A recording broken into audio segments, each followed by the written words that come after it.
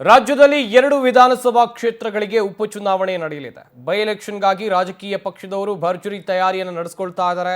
BJP Congress ನಡುವೆ ನೇರ ಹಣಾಹಣಿ ಇದೆ. ಉಪಚುನಾವಣೆ ಸಮರ ಜೋರಾಗ್ತಾ ಇದೆ. ರಂಗೇರಿದೆ ಎಲೆಕ್ಷನ್ ಅಖಾಡ. ಇವತ್ತು ಸಮರ್ಥ್ ಮತ್ತು ಉಮೇಶ್ ಮೇಟಿ ನಾಮಪತ್ರವನ್ನ ಸಲ್ಲಿಕೆ ಮಾಡ್ತಾರೆ.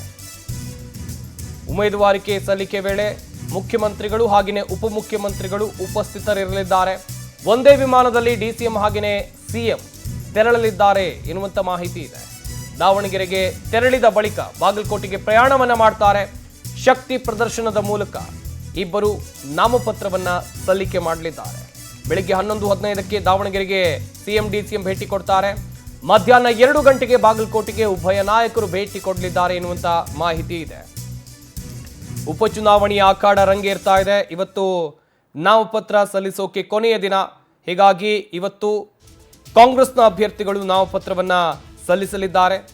ಸಮರ್ಥ್ ಶಾಮನೂರು ದಾವಣಗೆರೆ ದಕ್ಷಿಣ ವಿಧಾನಸಭಾ ಕ್ಷೇತ್ರದ ಕಾಂಗ್ರೆಸ್ನ ಅಭ್ಯರ್ಥಿ, ಉಮೇಶ್ ಮೇಟಿ ಬಾಗಲಕೋಟೆ ವಿಧಾನಸಭಾ ಕ್ಷೇತ್ರದ ಕಾಂಗ್ರೆಸ್ನ ಅಭ್ಯರ್ಥಿ, ಇವರಿಬ್ಬರೂ ಕೂಡ ನಾಮಪತ್ರವನ್ನ ಇವತ್ತು ಸಲ್ಲಿಸ್ತಾರೆ.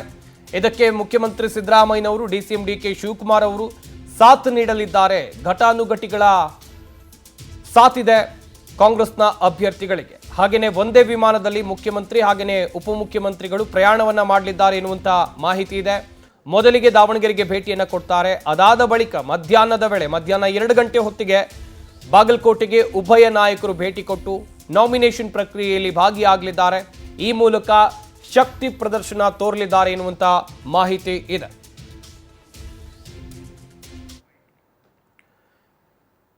ಈ ಬಗ್ಗೆ ಇನ್ನಷ್ಟು ಮಾಹಿತಿಯನ್ನು ಕೊಡ್ತಾರೆ ನಮ್ಮ ಪ್ರತಿನಿಧಿ ರಾಘವೇಂದ್ರ. ದೂರವಾಣಿ ಸಂಪರ್ಕದಲ್ಲಿ ಜಾಯ್ನ್ ಆಗ್ತಾ ಇದ್ದಾರೆ. ರಾಘವೇಂದ್ರ, ಇವತ್ತು ಕಾಂಗ್ರೆಸ್ನ ಅಭ್ಯರ್ಥಿಗಳು ನಾಮಪತ್ರವನ್ನ ಸಲ್ಲಿಕೆ ಮಾಡಲಿದ್ದಾರೆ. ಘಟಾನುಘಟಿಗಳು ಕೂಡ ಈ ನಾಮಪತ್ರ ಸಲ್ಲಿಕೆ ವೇಳೆ ಭಾಗಿಯಾಗಲಿದ್ದಾರೆ.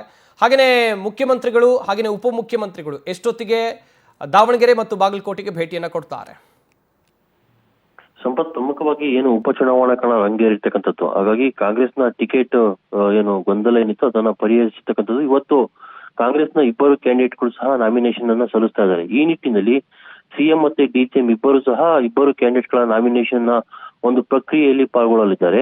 ಇಲ್ಲಿ ಬಜೆಟ್ ಅಧಿವೇಶನ ನಡೀತಾ ಇದ್ರು ಸಹ ಇವತ್ತು ಸಿಎಂ ಮತ್ತೆ ಡಿಸಿಎಂ ಅವರು ಬಾಗಲಕೋಟೆ ಮತ್ತೆ ದಾವಣಗೆರೆಗೆ ಪ್ರಯಾಣವನ್ನ ಬಳಸ್ತಾರೆ.